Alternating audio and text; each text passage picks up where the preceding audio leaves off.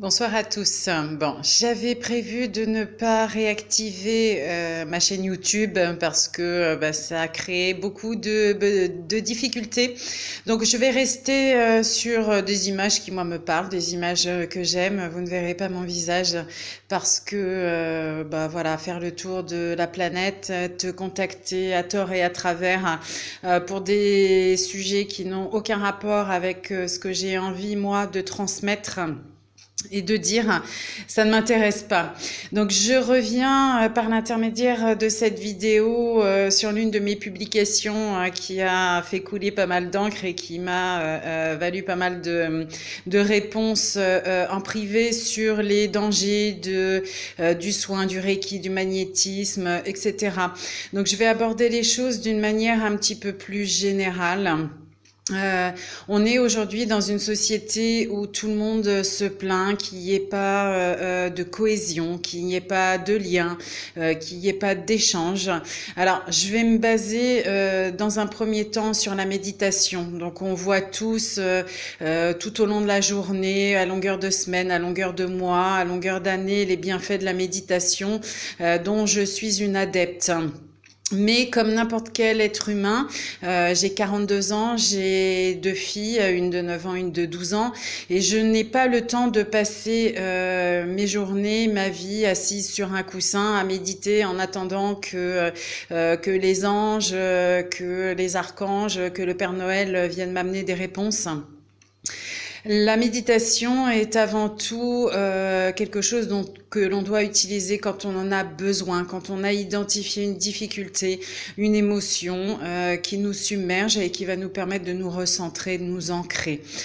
Quand on vit dans une vraie société, dans la vraie vie, quand on a des enfants qui vont à l'école, quand on a un travail, quand on a des enfants qui font des activités extérieures, quand on a des factures à payer, quand on a des problèmes administratifs, quand on a besoin d'aller à la banque, quand on a besoin d'aller à la poste, quand on a besoin de s'occuper d'un ami, d'un conjoint, d'un parent, d'une personne âgée, de filer un coup de main à des amis qui déménagent ou qui, peu importe, on peut pas passer sa vie à méditer. Passer sa vie à méditer, c'est se percher, c'est essayer de vivre dans une illusion en pensant qu'on va aller chercher à l'intérieur de nous les réponses qu'on a. Alors on est bien d'accord, mais les réponses on les trouve aussi à travers le lien, en discutant avec d'autres personnes, en étant confrontés à leurs propres difficultés,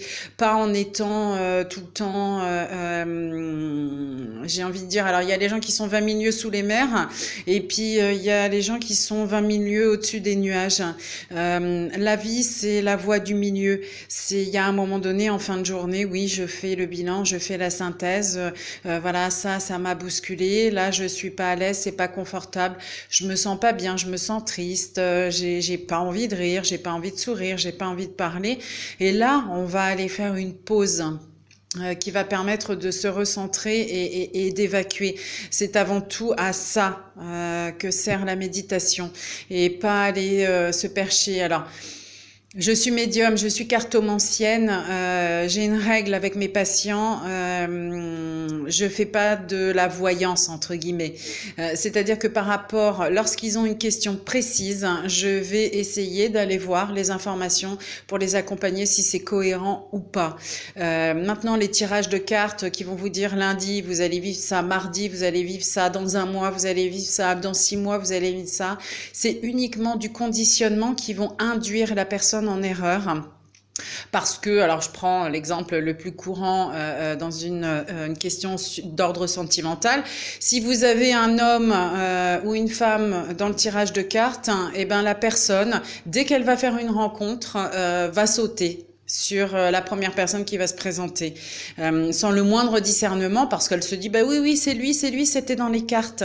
Non, c'est pas comme ça. La cartomancie, la méditation, c'est avant tout aussi une question de vibration, d'instant. Quand on travaille en énergétique, on sait que on va vibrer ce que l'on est à l'instant T. Donc quand vous faites un tirage de cartes, si dans votre tête vous avez envie de rencontrer quelqu'un parce que vous êtes malheureux d'être seul, il y a de grandes chances que le tirage de cartes soit le témoignage de votre souffrance et de vos espérances. Ça ne veut pas dire que ça va pas arriver, mais ça veut dire qu'on est capable par la pensée de projeter tout ce qu'on veut.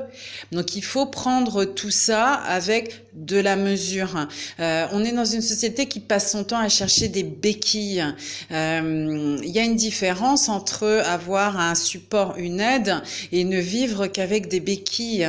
Avant tout, il faut être maître de sa vie, maître de ses actions et entreprendre les choses. Et à ce moment-là, une fois qu'on a entrepris des choses, on peut essayer d'être guidé, d'être accompagné pour savoir si on est sur la bonne voie.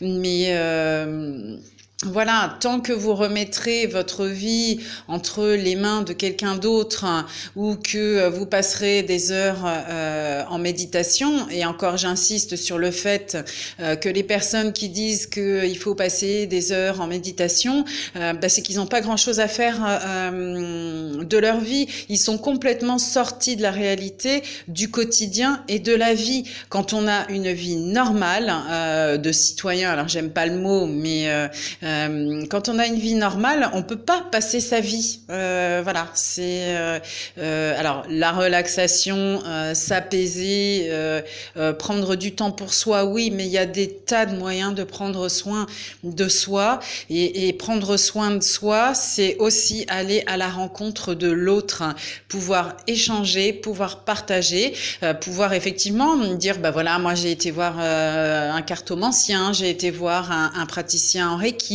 j'ai été voir un sophrologue, j'ai été voir un kinésiologue, peu importe, c'est pouvoir partager les expériences et chacun va pouvoir de juger ce qui est bon pour lui, mais il n'y a pas de prophète, il n'y a pas de messie, il n'y a pas de gens qui ont la vérité universelle, qui ont la capacité de guider tout le monde tout le temps en permanence.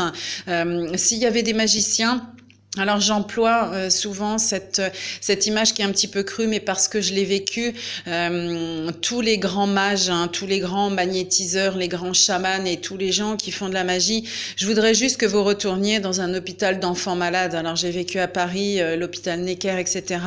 Je voudrais que vous m'expliquiez comment vous n'arrivez pas à empêcher des enfants de naître, de souffrir et de mourir.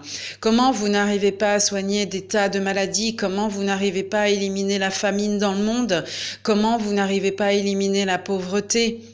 Voilà, donc c'est pas un jugement de valeur, mais c'est simplement, il y a un moment donné, il n'y a pas besoin de vouloir faire de la magie, des exploits ou de vouloir faire du mal aux gens qui ont un petit peu plus de compétences, un peu plus d'assurance, un peu plus de résultats. Il faut vouloir commencer petit, avancer pas à pas, et lorsqu'on aide un patient et que le patient va mieux, eh ben il va aller aider une autre personne, qui va aider une autre personne, qui va aller aider une autre personne. Et le lien se fait et la chaîne s'enchaîne. Et il n'y a pas d'autre moyen que celui-là, à mon sens. Voilà, c'est encore une fois pas une vérité parce que la vérité d'un jour n'est pas celle du lendemain et tout change tout le temps. Hein. C'est la beauté de la vie, la permanence de l'impermanence. Mais soyez prudents et gardez les pieds sur terre parce qu'on décolle vite et on atterrit beaucoup moins vite. Revenir dans son axe quand on a été perché trop longtemps, c'est compliqué. Voilà, je vous souhaite une très très belle fin de soirée et puis voilà, je vous redis la même chose, s'il y a des thèmes que vous avez envie que j'aborde via YouTube, je suis prête à le faire, ça me permet moi aussi de passer moins de temps sur Messenger par mail ou à répondre à des faux messages pour en arriver à des choses qui moi ne m'intéressent pas. Voilà, donc toujours pareil, vous mettez vos questions en commentaire et je répondrai. Voilà, très très belle fin de journée, à bientôt, au revoir.